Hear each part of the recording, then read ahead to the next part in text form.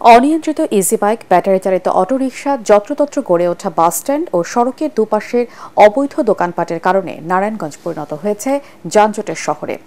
অসহনীয় যানজটে স্থবির নগর জীবন। ভেঙে পড়া ট্রাফিক ব্যবস্থা দ্রুত উন্নত করা না গেলে বসবাসের অনুপযোগী হয়ে পড়বে ঢাকার নিকটবর্তী ঐতিহ্যবাহী এই মহানগর।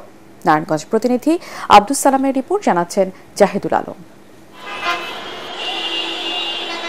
নারায়ণগঞ্জ শহরের নিতাইগঞ্জ থেকে চাষারা পর্যন্ত ২.৫ কিলোমিটার নগরের মূল সড়ক। এছাড়াও চাষারা গোল চত্বর থেকে কেন্দ্রীয় বাস টার্মিনাল এবং পঞ্চবটি বিসিক শিল্পনগরীতে যাওয়ার জন্য নারায়ণগঞ্জে রয়েছে আরও দুটো ব্যস্ততম রাস্তা। তবে ব্যস্ততম বলা হলেও যানজটের কারণে গাড়ির চাকা যেন ঘোরেই না এসব রুট দিয়ে। ৫ আগস্টের পর ট্রাফিক ব্যবস্থা ভেঙে পড়া এবং ব্যাটারি চালিত অটোরিকশার বেপরোয়া চলাচলকে যানজটের জন্য দায়ী করছেন নারায়ণগঞ্জবাসী। রং সাইডে যে গাড়িগুলি চলে, এটা আমাদের জনগণের আর মনোগণ ক্ষতি। অনেক দোকান আছে এখন অনবরতভাবে অবৈধভাবে বসে পড়তেছে।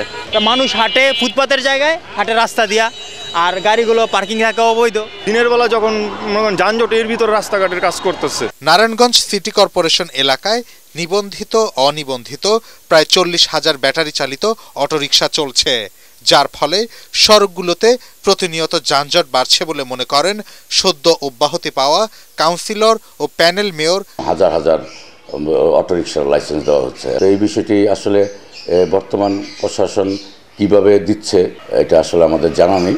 পুলিশ সুপার জানান, অভিযান পরিচালনা করে অবৈধ যানবাহন আটক ও জরিমানা করা হচ্ছে।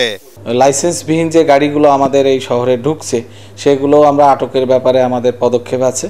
আর অবৈধ ফুটপাতের ব্যাপারে, ফুটপাত তো একবারেই সব নির্মূল করে ফেলা যাবে না, আমরা পর্যায়ক্রমে এগুলোর ব্যাপারে ব্যবস্থা নিচ্ছি। নগরবাসী মনে করেন পুলিশ ও ট্রাফিক বিভাগের নিষ্ক্রিয়তা এবং সিটি কর্পোরেশনের কর্মকর্তাদের দায়িত্ব পালনে ব্যর্থতার সুযোগ নিচ্ছে অটোরিকশার মালিক, চালক ও ফুটপাতের দোকানিরা।